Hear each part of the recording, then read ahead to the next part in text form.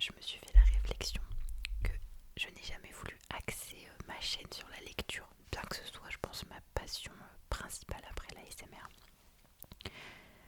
Parce que je me disais déjà que l'ASMR, il n'y a pas beaucoup de gens qui aiment, et l'ASMR et la lecture encore moins. Mais étrangement, les updates lecture, c'est les vidéos que vous me demandez le plus sur ma chaîne. Donc, voilà. Euh, je vais vous faire un update de lecture. J'ai bien lu, enfin plus que d'habitude, donc je suis contente. À savoir que je tourne cette vidéo le même jour que mes cadeaux de Noël et la blessime de décembre, donc je suis morte. J'ai juste pris ma douche entre temps, le temps que le frigo arrête de faire du bruit parce qu'il s'était remis en marche et tout, bref, donc il y a toujours du bruit, notamment dehors, donc je m'en excuse. Je me permets de filmer quand même parce que la plupart du temps en montage on n'entend pas les bruits, même si là je trouve que c'est quand même très fort. Soit je vais direct entrer dans le vif du sujet parce que je suis fatiguée et je vais essayer de faire en sorte que cette vidéo dure une vingtaine de minutes.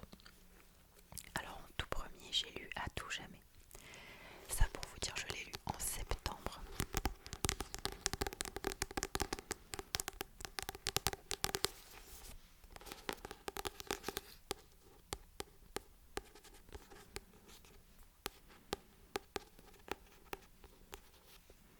De Colline Hoover. C'est la suite de Jamais plus.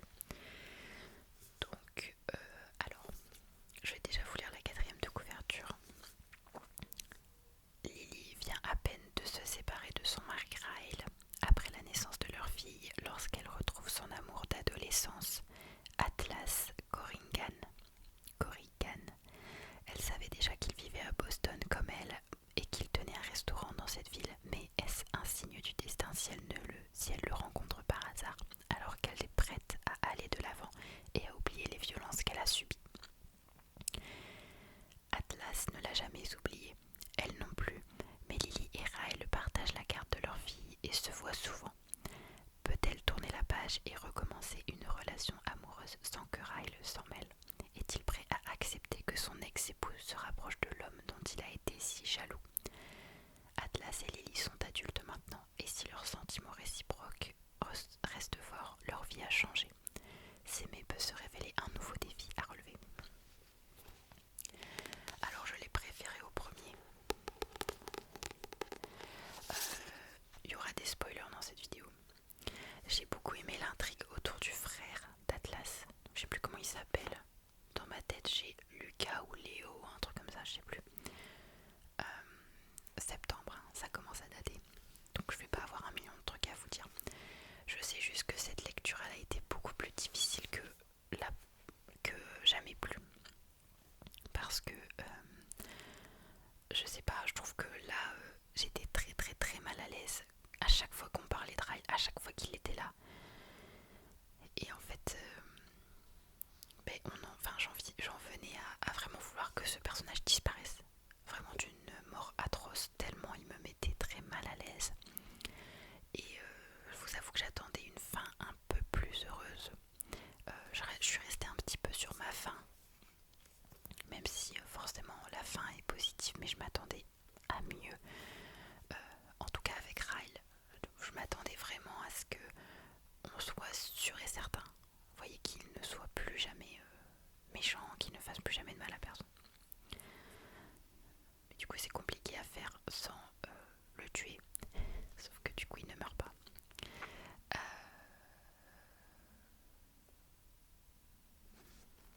Ouais, j'ai été autant jamais plus bas. Déjà c'était compliqué, mais à tout jamais. Vraiment très très très compliqué. Et on a toujours ces petits, comment appeler ça, ces flashbacks dans le passé qui nous aident à mieux comprendre du coup l'histoire entre Atlas et Lily. Mais voilà, et voilà, je suis toujours assez énervée entre guillemets par le comportement de Lily qui voilà, prend toujours en considération Ryle. Voilà, enfin moi à sa place je l'aurais tué. Voilà. Enfin, après c'est normal, elle a forcément vécu des choses pas cool du tout, donc elle a peur. Il y a une espèce de pression en fait vis-à-vis de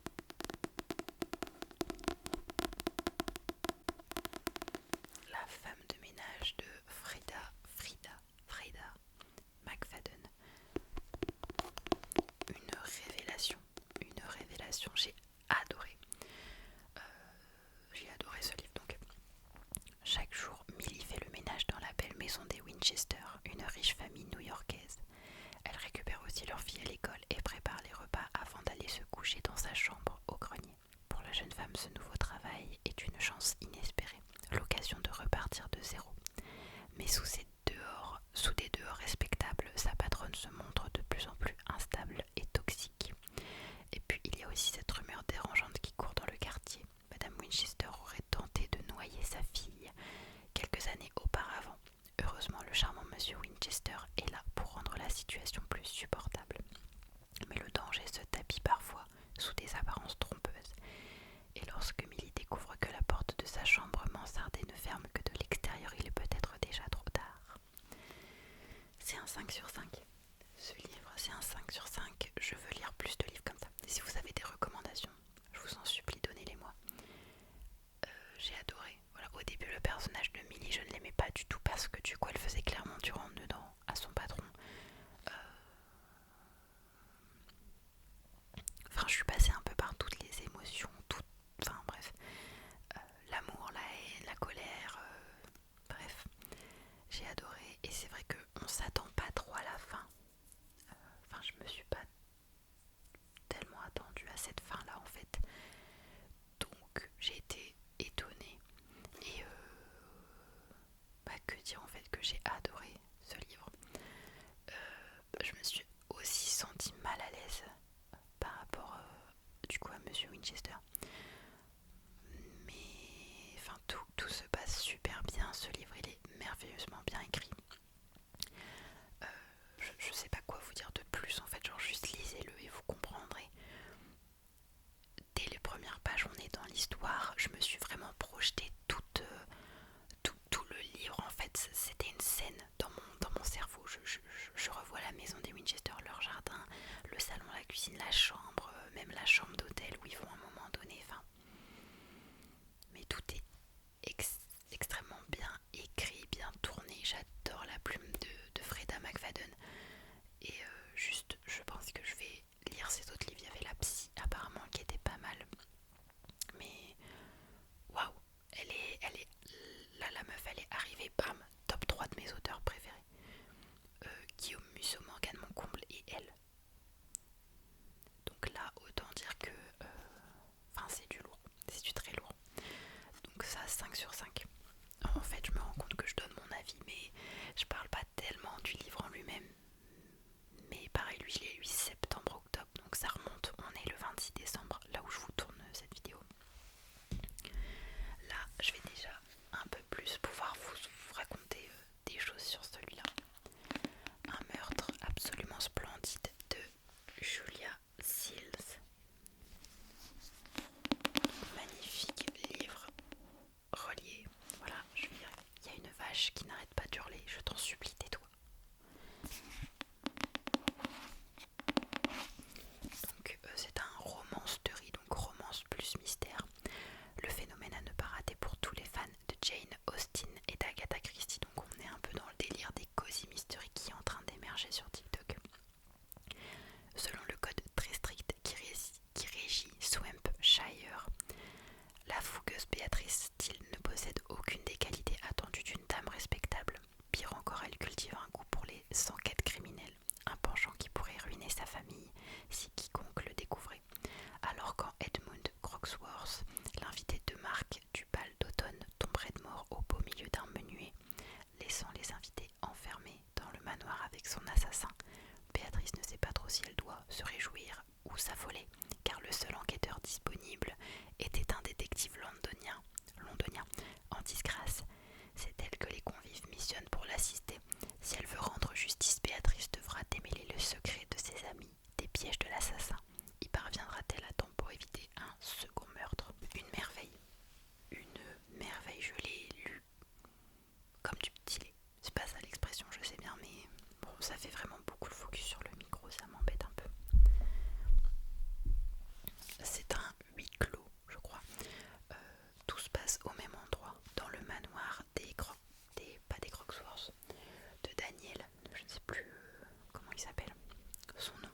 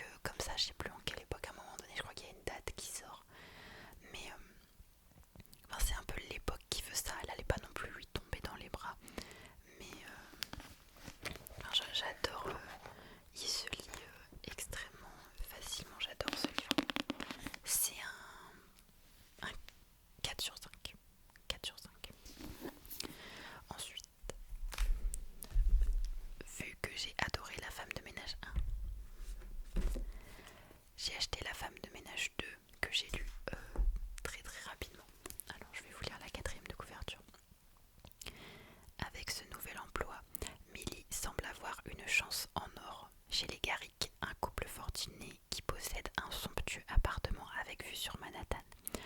Elle fait le ménage et prépare les repas dans la magnifique cuisine, mais elle ne tarde pas à déceler quelques ombres au tableau. Son patron, Douglas Garrick, est d'humeur de plus en plus changeante. Et pourquoi sa femme Wendy reste-t-elle toujours enfermée dans la chambre d'amis? Le jour où Millie découvre du sang sur une chemise de nuit, elle ne peut plus rester les bras croisés. Quelque chose se trame dans cette maison, et cela pourrait bien se retourner contre elle si elle continue à fouiner dans les secrets des autres. Celui-là c'est un 3 sur 10, 3 sur 5. J'ai beaucoup moins aimé que le premier. Bon, l'histoire elle était bien tournée parce que c'est vrai que du coup on se serait attendu à, spoiler, un homme qui bat sa femme. Là en l'occurrence c'est pas le cas, c'est juste que sa femme est une grosse. Mais voilà, l'histoire se passe extrêmement vite. J'avoue que celui-là je l'ai lu très très vite. Voilà, que dire. Il y a un moment où j'ai été très mal à l'aise, c'est quand le voisin de Millie, donc rien à voir avec l'histoire du couple, essaye de laver. Je sais pas trop en fait ce qu'il essaye de faire, je m'en rappelle plus parce que j'ai encore lu un autre livre après. Mais il me semble que c'était un peu ça quoi. Et puis après il l'a fait passer pour une menteuse, à dire que. Enfin bref, ce moment-là il m'a mis très mal à l'aise, on va pas se mentir. Et j'ai moins aimé. J'ai moins aimé donc celui-là, je m'en souviens beaucoup moins bien que le premier. Alors que je l'ai lu là il y a pas longtemps. Enfin voilà. Bref, j'ai pas grand chose de plus à dire sur celui-ci. Mais je ne voulais pas rester sur une déception. Donc La femme de ménage voit tout. Donc le tome 3. Mon préféré, c'est 6 sur 5. C'est une pure merveille, c'est mon préféré. Et alors au début j'ai eu un peu de mal à lire sur la Kindle. Et là maintenant, je vais devoir repasser sur papier. Je vais vous montrer ma prochaine lecture. Et je regrette déjà. La Kindle, ça me change la vie. Je vous donne un peu mon avis sur la Kindle en même temps. C'est merveilleux. En fait, bon là je vous ai mis du coup la couverture, mais quand vous êtes dans le livre, vous êtes vous avez le pourcentage là, ou à combien vous êtes en fait, le temps qui me reste dans le livre, mais je peux changer en cliquant là en fait. Et ça peut me donner par exemple le temps qui me reste dans le chapitre, donc 3 minutes. Et autrement c'est dans le livre, donc 5h53, il calcule en fonction de mon temps de lecture si vous voulez. Et donc voilà, c'est hyper fluide. De temps en temps elle se réactualise, donc ça fait un petit flash. Là, merde, là vous pouvez sortir de votre lecture. Bon là je crois qu'elle n'est pas connectée à la Wi-Fi, à la nouvelle Wi-Fi. Mais si j'appuie longtemps sur un mot, je peux, non voilà, index. Vous avez dans le dictionnaire ce que ça veut dire, donc deuxième doigt de la main, table alphabétique des sujets, vous pouvez surligner, noter quelque chose, partager. Et dans ce livre, vous tombez beaucoup. Alors, je sais pas comment le désactiver. Sur la Kindle tout court, en fait, vous tombez dans un chapitre quand il y a beaucoup de personnes qui surlignent un même passage, ça vous l'indique. Mais moi, je pense que justement les personnes elles surlignent le passage parce que d'autres l'ont surligné. C'est un peu un effet de mouton, si vous voulez. Et personnellement, ça m'intéresse pas du tout de savoir. En plus, des fois, les gens surlignent des phrases bateaux, des trucs, mais je me dis, mais la vache, elle va m'énerver. Purée, j'adore les animaux, mais par pitié, quoi. Voilà. Et là, pour régler donc mode sombre ou en blanc, et donc la luminosité, même si vous la baissez à fond, au final, vous aurez un effet papier. C'est-à-dire que moi là, je vois quasiment rien parce qu'en fait, c'est effet papier. Donc là, la Kindle n'éclaire plus rien. Vous pouvez l'éclairer, ouais, voilà, à fond. Là, c'est très très fort. J'ai jamais mis à ce point-là. Et vous pouvez mettre quelque chose de chaud ou quelque chose de froid. Et chaud, ça représente vraiment bien le papier. Enfin bref, on n'est pas là pour ça.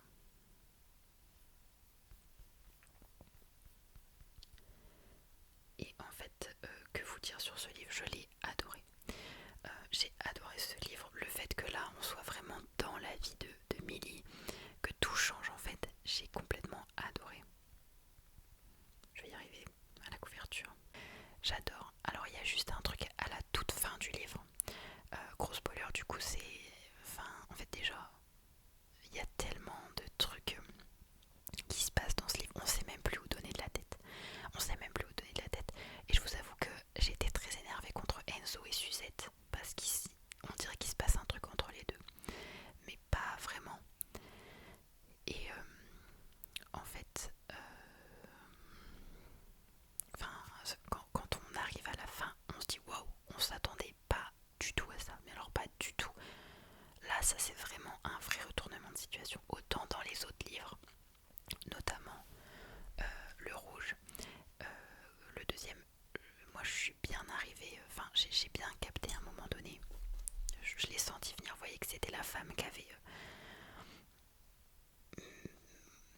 un piège à son mari. Enfin soit. Euh, mais là je l'ai pas vu venir. Par contre, je n'étais pas du tout préparée. Et alors là, gros trigger warning, tout ce que vous voulez. Il y a de la PEDO. Et je m'y attends pas. Et en fait, c'est placé hyper subtilement. Ce qui fait qu'en fait, je me suis vraiment dit, attendez, est-ce que c'est moi qui interprète mal les choses ou est-ce que c'est ce que je crois? Parce qu'en fait, il s'avère que le voisin Jonathan Lowell, qui a l'air si parfait, qui a l'air tourmenté par sa femme, etc., il a une pièce en dessous de son escalier avec des jouets et qu'il a forcé Nico, le fils de Millie, à y rester en dédommagement de plusieurs choses qu'il avait cassées chez eux. Et on a vu qu'ils n'ont pas assez d'argent, Millie et Enzo, pour rembourser ce qu'il a cassé. Bah, il faisait des corvées. Mais il s'est avéré que Nico, en fouillant, a trouvé cette pièce. Nico a 9 ans, je le rappelle, je crois. Il a trouvé cette pièce, il a commencé à jouer et Jonathan lui a dit ok, je te laisse dans la pièce et je te filme. Et donc littéralement Jonathan filmait un enfant en train de jouer. Pourquoi faire? Et à un moment donné, Ada, elle trouve cette pièce en voulant venger son petit frère. Enfin de base elle voulait juste discuter avec Jonathan, lui dire en gros d'arrêter de le menacer parce que Nico ne voulait plus y aller, trouver ça bizarre et tout. Et enfin il y a une intrigue absolument merveilleuse. La femme de ménage 3, c'est une merveille. Je pense que c'est mon livre préféré, même avant Verity, pour vous dire à quel point il est parfaitement réussi. Moi je l'ai adoré en tout cas.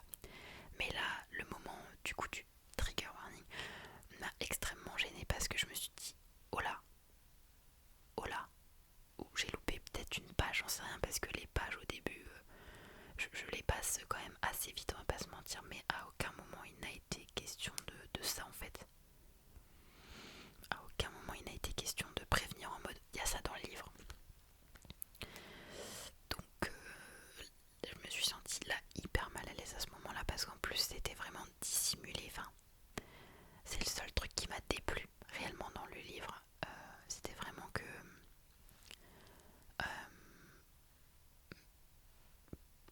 ça soit pas entièrement assumé qu'elle ait mis ça dans le livre. Et ça m'a beaucoup dérangé parce que sinon je me suis dit pourquoi il le filme. Enfin bref, vraiment très... Bref, voilà. Je vais peut-être me faire sauter cette vidéo. Je pense pas, j'espère pas. Mais ouais, c'est... Mais c'est un chef-d'œuvre, c'est un chef-d'œuvre. Et en fait, après je me suis pris pour un inspecteur incroyable. Hein. Je me suis pris pour un enquêteur de police quand j'ai capté ça alors que je pense que c'était volontaire et que n'importe qui, même un enfant de 3 ans l'aurait vu. Mais en gros, re-spoiler, mais je pense que si vous êtes là, vous êtes plus à ça près. Ada, qui est un peu plus âgée que son petit frère, du coup, bah en fait elle pète un plomb. Elle est dans cette pièce avec Jonathan parce qu'en fait elle voulait aller lui parler, mais en fait il n'y a personne dans la maison alors qu'elle l'a vu rentrer, elle comprend pas trop. Et puis bah en attendant, elle va quand même jeter un œil par curiosité dans cette pièce. Et il arrive à ce moment-là, il ferme la porte et lui dit maintenant tu peux plus sortir d'ici. Et en fait elle panique et elle lui poignarde le ventre. Et en fait lui il est retrouvé et en fait dès le début je me suis dit un truc qui va pas. Mais en fait c'est des petites choses qui sont laissées comme ça et que en fait tu te sens trop vrai, trop intelligent, genre big brain. Et en fait à la fin on t'explique. Mais du coup c'est juste, je parle hyper fort, hyper près du micro, je pense que ça va être très désagréable, pardon. J'ai pas mes écouteurs du coup pour capter les bruits. C'est mes vidéos depuis que je suis ici. C'est horrible. Bref. Bon, je suis à 26 minutes de vidéo, je vais m'arrêter là. Mais oh là là, je vous le conseille infiniment. Et il y a des petites refs à la femme de ménage 1, notamment, spoiler, Enzo, il va être accusé du meurtre de Jonathan. Et en fait, ils ont un ami dans la police, il va leur ramener une avocate spéciale. Et c'est Cecilia, la fille de Madame Winchester dans la femme de ménage 1. Donc j'ai adoré cette petite nostalgie, franchement ça m'a fait extrêmement plaisir. En fait j'ai adoré. l'inspecteur il va commencer un petit peu à voir Madame Winchester en mode en date quoi. Bon ça, c'était bien pour, on va dire, je pense que l'autrice là, elle a terminé sa série et elle voulait juste que l'histoire se passe bien pour Madame Winchester. Je pense, parce que à mon avis les lecteurs, on est aussi un peu restés sur notre fin en mode ok elle disparaît, mais elle devient quoi? Enfin on veut quand même qu'il lui arrive des choses bien. Donc à la fin, ok on est content qu'il arrive ça. C'était pas forcément nécessaire mais c'est cool. Voilà donc je vous le recommande. Merde, je vous le recommande 1000 fois. Je vous le montre juste, je vous l'ai déjà montré dans ma vidéo cadeau de Noël, mais je me suis acheté sur Vinted à 5 € cette pochette pour mettre ma Kindle dedans.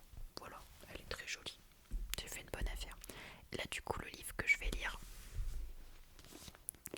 c'est Guillaume Musso, L'inconnu de la scène, donc j'ai pas encore commencé du tout. Je n'ai pas encore commencé du tout, mais ça va me faire trop bizarre de repasser au papier. Mais bon, il faut bien parce que de toute façon j'avais une immense pile à lire de livres papier, donc je peux pas tout lâcher pour aller sur la Kindle, pas tout de suite malheureusement. Sniff. Voilà, cette vidéo touche à sa fin, je vais vite couper avant que mon téléphone se coupe de lui-même. Je, je vous remercie infiniment pour tout ce que vous faites pour moi. Euh, voilà, j'ai beaucoup d'amour à vous donner. Je voudrais que vous soyez là tous devant moi pour qu'on puisse parler en direct et tout. Enfin, genre, je sais pas, ça me. Voilà, je